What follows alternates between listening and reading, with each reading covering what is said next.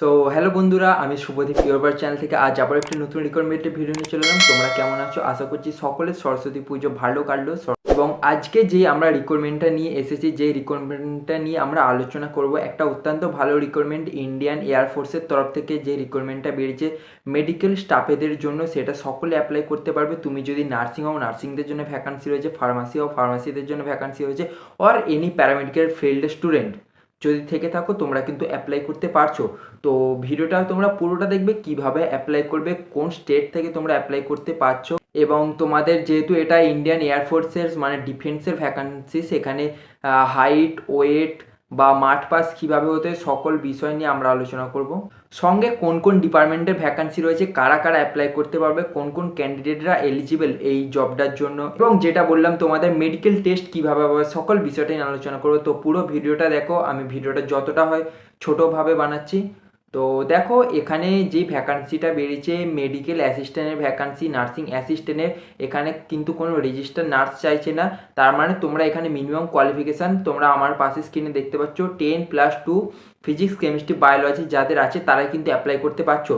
তার মানে তোমরা যারা নার্সিং তারাও অ্যাপ্লাই করতে পারছো, প্লাস যারা 10+12 ফিজিক্স, কেমিস্ট্রি, বায়োলজি ডিগ্রি রয়েছে, প্লাস 50% অ্যাভারেজ মার্ক তোমরা দেখে নিতে পারছো। তাছাড়া দেখো, এখানে যেটা ডোমিসিয়াল রিকোয়ার রয়েছে সেটা কিন্তু তোমাদের অ্যাপ্লাই করার আগেই বলে দিই, তোমরা যে কোনো স্টেট থেকে হও না কেন তোমরা অ্যাপ্লাই করতে পারবে।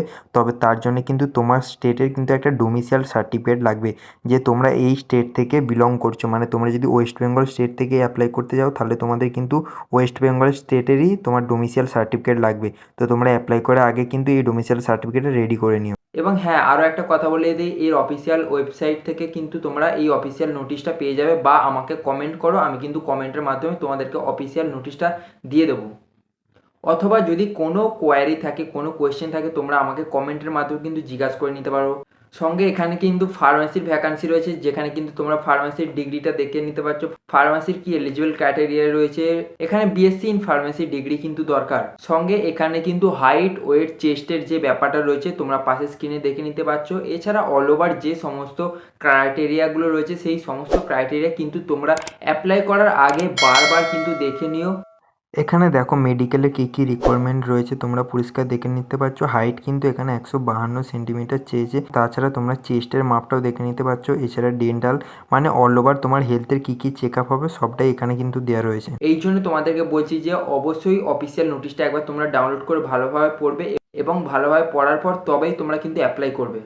আশা করছি ভিডিওটা সকলের ভালো লাগলো। এই ধরনের আরও যত নতুন নতুন রিকোয়ারমেন্ট আসবে আমি তোমাদের জন্য নিয়ে আসবো। আমার চ্যানেলটা সাবস্ক্রাইব করে এবং ভিডিওটি লাইক করে দাও, এবং তোমার যে সমস্ত বন্ধুরা জবের জন্য অপেক্ষা করছে তাদেরকে ভিডিওটা অবশ্যই শেয়ার করে দিও।